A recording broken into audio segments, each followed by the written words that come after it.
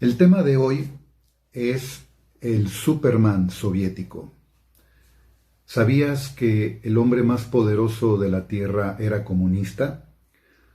Lo que pasa es que todos sabemos que Superman fue enviado del planeta Krypton porque iba a ser destruido y llegó al planeta Tierra.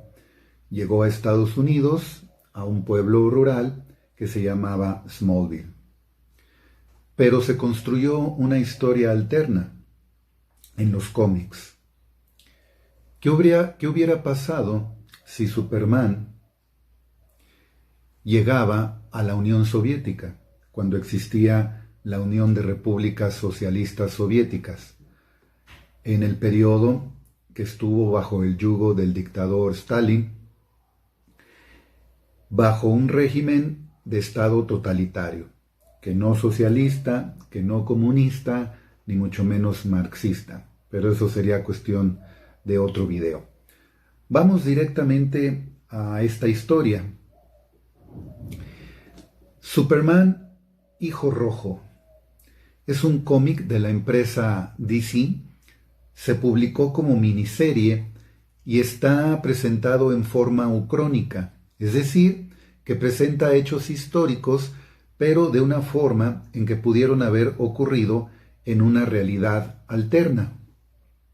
Su autor es Mark Millar y se desarrolla esta historia que ya conocemos del Hombre de Acero, pero tal como hubiera sido si en lugar de haber llegado a una región rural de Estados Unidos, lo hubiera hecho en la Unión Soviética en plena época de la Guerra Fría. Superman Red Son consta de 3 partes. En la primera vemos cómo el gobierno ruso da a conocer al mundo la presencia de Superman, quien se dedica a evitar accidentes y ayudar al gobierno en misiones especiales. Lex Luthor también forma parte de esta historia, es estadounidense y se dedica a tratar de acabar con Superman, primero por órdenes de la CIA y después por motivos personales. En esta parte, Stalin es envenenado por su hijo ilegítimo y Superman decide tomar el liderazgo del país, luego de que hubo enfrentado a su clon creado por Luthor. En la segunda parte aparecen muchos personajes clásicos de DC Comics.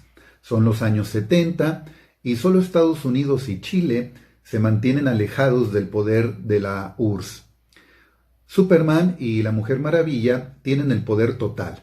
Han acabado con la pobreza y las enfermedades, pero controlan las mentes de los ciudadanos mediante una cirugía cerebral que los convierte en súbditos obedientes. Batman aparece como un anarquista terrorista que trata de derrocar a Superman. A pesar de que Luthor apoya a Batman, sus planes fracasan y al final de esta historia, Batman se suicida y la disidencia lo toma como un mártir. En los momentos finales de esta segunda entrega, Luthor se encuentra con restos de una nave espacial en Roswell que contenía información de linternas verdes alienígenas, de Flash y de Átomo. De la tercera parte, solo mencionaremos que la historia sucede ya en el siglo XXI. Luthor se convierte en presidente de Estados Unidos y Superman se ve obligado a invadirlo para detener sus planes. Esta es la trama que aparece en las 3 partes de esta miniserie en formato de cómic.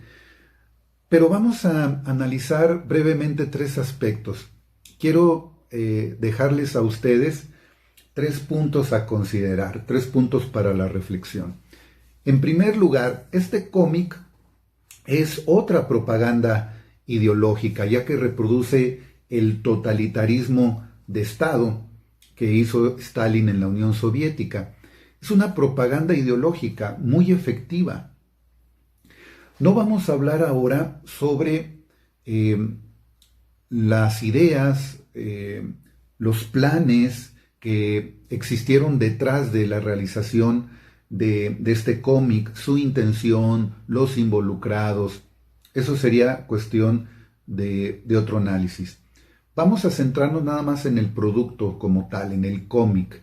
que sale ya a la venta y que es adquirido por los lectores, como si fuera un producto cultural, vamos a llamarle así. Es propaganda ideológica y es muy efectiva porque tiene más éxito un cómic, una película, una canción, una festividad tradicional que un libro hecho con lenguaje muy académico y que solamente está en una biblioteca para que lo consulten los especialistas. Entonces este cómic, al introducirse a la cultura popular, lo que está en la cultura popular, digamos, a ras de la lona, entre los ciudadanos, entre las personas y su vida cotidiana, sus sueños, sus ilusiones, sus esperanzas, eso es más efectivo, el mensaje llega de una mejor manera, tiene mejores resultados. Y en este cómic vemos cómo mencionan a Stalin, mencionan acontecimientos históricos reales y obviamente son combinados con la ficción, en este caso del universo de los personajes de DC Comics, pero reproducen el hecho del autoritarismo en la Unión Soviética, de castigar a los disidentes, de que haya una especie de lavado cerebral a los que piensen diferente, etc. E incluso se menciona ahí en los cómics que en la Unión Soviética se había acabado con el hambre, con el crimen, pero a costa de las libertades individuales. Fíjense cómo los guionistas, los escritores, se tuvieron que haber informado de los principios básicos de ambas doctrinas y también de la propaganda que Occidente, el llamado mundo libre, proporcionaba para atacar a la Unión Soviética, al bloque comunista a partir de Europa del Este. Ahí están los elementos, como el hecho de que Chile es, junto con Estados Unidos, una de las regiones del mundo que se mantiene libres e independientes del yugo soviético. Y hay que recordar que en los 70s Chile era el único país latinoamericano que no estaba bajo la influencia de Cuba porque se le hizo el golpe de Estado a Salvador Allende en 1973 y es el primer país del mundo en el que se instaura el neoliberalismo, en el que regresó ese capitalismo salvaje a escena. Entonces, contiene elementos históricos reales junto con principios doctrinarios de ambos hemisferios y los pone, es una manera muy efectiva, muy inteligente de poner principios de la doctrina, de meterlos ahí en el cómic, en el formato del cómic. Los aprende, les interesa de una mejor manera al lector en ese formato que en un libro con lenguaje académico que tiene que ir a buscar a una biblioteca. El segundo aspecto que quiero mencionar es que el capitalismo acapara lo que sea, siempre y cuando lo pueda vender, siempre y cuando pueda convertirlo en mercancía para obtener ganancias y acumular capital, el capitalismo lo toma. Veamos la figura del Che Guevara. Camisetas, tazas, boinas, toda una mercadotecnia, toda una mercadería en torno a su figura. No importa que sea el máximo símbolo del movimiento armado de las guerrillas contra el capitalismo. No importa. Si con su figura, si con su símbolo, si con su mito se puede hacer negocio, mucho mejor. Porque aparte de que estos hombres de negocios obtienen ingresos económicos, denigran y rebajan a la figura del Che, convirtiéndolo en una figura pop cualquiera, como algún cantante como un actor. Es decir, es un triunfo doble del capitalismo. Los capitalistas individuales hacen negocios con él y además, culturalmente hablando, se le señala, miren, es solamente una mercancía más, no nos hace daño. Es como una caja de cereales, es como un celular, es como un refresco. Y en este caso, la industria del cómic, que tiene una enorme influencia y también un gran poder económico y que permea y está metida en la cultura popular, pues es una gran oportunidad para meter el tema de la Guerra Fría de la Unión Soviética, que se ha tratado en películas, se ha tratado en discursos, se ha tratado en conferencias que tienen que ver con el desarrollo personal, con el éxito. Culturalmente hablando, ya estaban las bases. Llega un cómic, presenta a una figura muy popular, como son los superhéroes, tanto de Marvel como de DC Comics, y entonces es el pretexto ideal, es el medio ideal para meter el mensaje. Y doble triunfo, se hace negocio con él. Ahora vemos cómo es el negocio de los superhéroes en el cine. Los grandes, los enormes ingresos económicos que generan las películas de superhéroes en la pantalla grande y también en la pantalla chica a través de los servicios de streaming. Y por último, ¿hasta dónde debe de llegar la ficción? A final de cuentas es un cómic, es un relato ficticio. Pero ¿qué relación hay entre la ficción y la realidad y un tema como estos? Milton Friedman, Premio Nobel de Economía, ideólogo y padre del neoliberalismo, fue el que asesoró personalmente, fue a viajar a Chile a asesorar al gabinete del dictador Augusto Pinochet. Milton Friedman, en su libro Libertad de Elegir, descalifica la literatura, descalifica la ficción en estos temas. Él descalifica a Charles Dickens, que Dickens, como otros autores del siglo XIX, principios del XX, en sus historias retrataban la situación del pauperismo, de la explotación, del trabajo infantil, de las pésimas condiciones en Europa Occidental en el siglo XIX y también en Norteamérica. Y lo descalifica Milton Friedman diciendo es ficción, no se debe de basar uno en ese aspecto. Pero la ficción es muy importante porque se puede novelar un acontecimiento histórico, se puede hacer una narración literaria a partir de un acontecimiento histórico, mezclándolo con la ficción. Y tiene también su aporte, porque es cultura popular, porque aunque sea ficción, aunque se esté ficcionando a partir de un relato verídico, de hechos históricos, el relato literario conlleva tradiciones, valores, prejuicios también, de todo, pero también forma parte de una cultura popular a final de cuentas. Están las novelas en México, por ejemplo, de Ricardo Flores Magón, su historia novelada. Fue un anarquista preso en Estados Unidos, de los ideólogos de la Revolución Mexicana. Está también una novela de la época de Benito Juárez, de la intervención francesa, cuando se va con el tesoro, el famoso tesoro que no existía en realidad, no era oro, no era nada parecido, y los franceses pensaban que sí.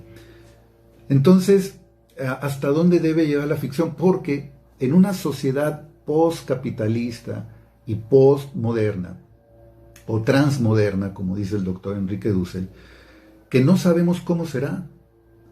Nadie de los comerciantes, de los hombres de negocios del siglo XV, del siglo XVI, pudo adivinar, pudo predecir cómo iba a ser el siglo XXI. Los que luchamos contra el capitalismo, los que deseamos otro tipo de sociedad, no podemos predecir, no podemos ordenar desde ahorita cómo va a ser el futuro, cómo va a ser esa sociedad. Y entonces, hablando en aspectos de imaginario social, de cultura, de arte, de literatura.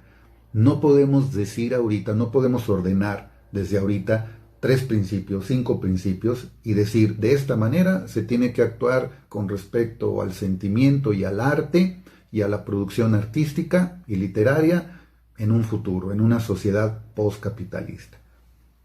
No comunista, porque eso es una utopía, pero algo que se le acerque a ese horizonte utópico, a ese ideal.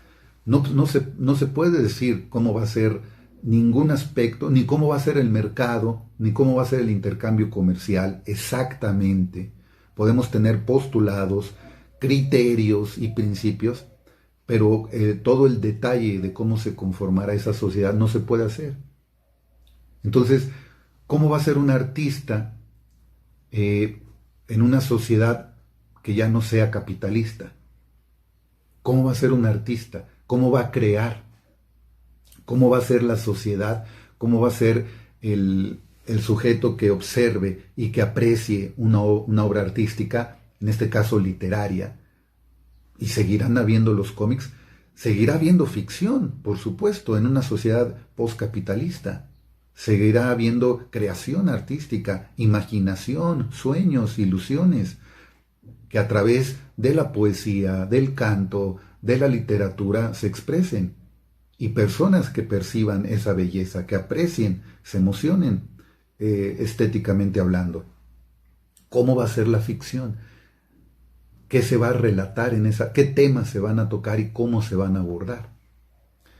Esto lo menciono porque en esta época tenemos acceso, hay una ficción ya establecida, una muy estandarizada, muy comercial, hay otras alternativas más marginales, más independientes de lo que marcan los cánones comerciales. Con eso quería nada más puntualizar el tema. Pueden dejar sus comentarios, pueden decir ustedes lo que opinan al respecto.